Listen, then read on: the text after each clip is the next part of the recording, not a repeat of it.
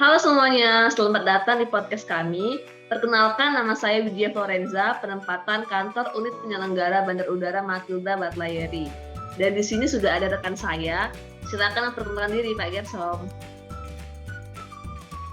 Baik, Mbak Widya. Halo semuanya. Perkenalkan, nama saya Gersom Ibrahim Babu, penempatan di BPTD Wilayah 1 Provinsi Aceh.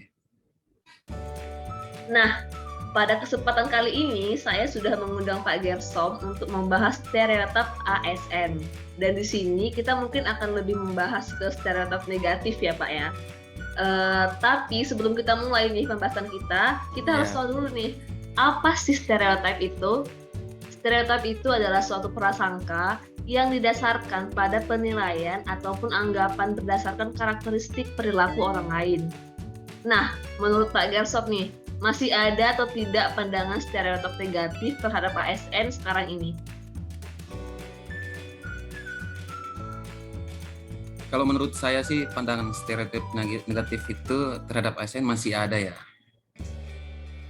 Lalu, apa pendapat Bapak terhadap pandangan stereotip negatif terhadap ASN di kalangan masyarakat saat ini?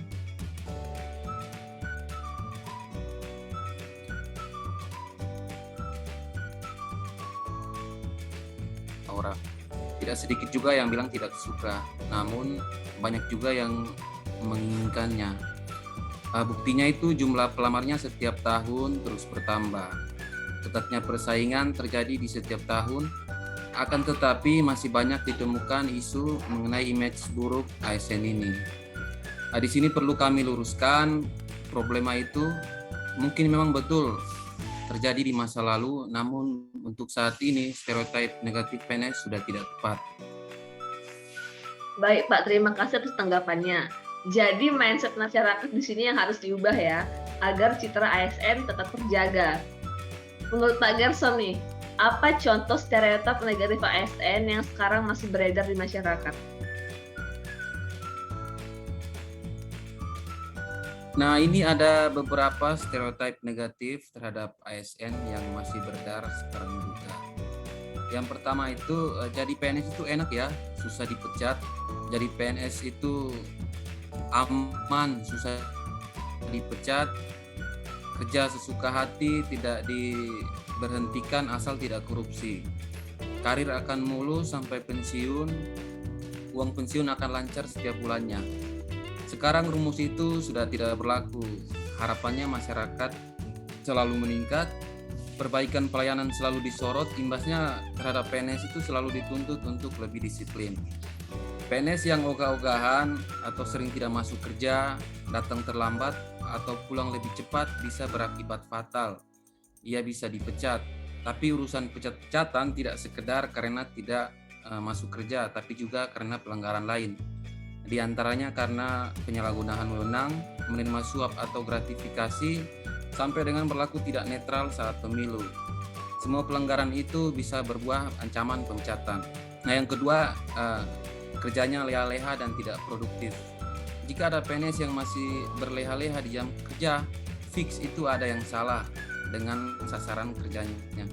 Bisa juga karena atasan yang minder sama bawahannya, mendiamkan saja si anak buah berasik pria.